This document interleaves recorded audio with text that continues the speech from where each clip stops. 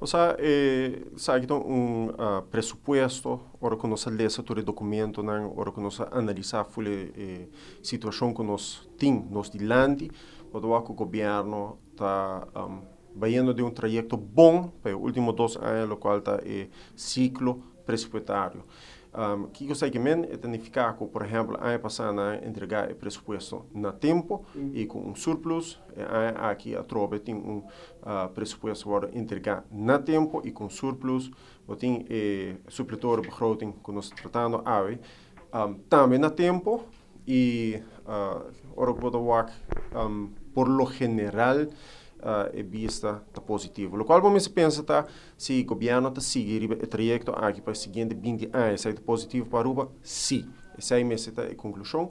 Então, fora do ponto de vista aí, tem espaço tanto para elogiar o governo com o logro dos últimos 2 anos, arriba ponto aqui, pero naturalmente, nós vamos ver o contenido de manejo financeiro do país, que queda realístico. No toda hora o governo tem toda a informação na mão, de imediato, pero me te quer que nós vamos sinal positivo.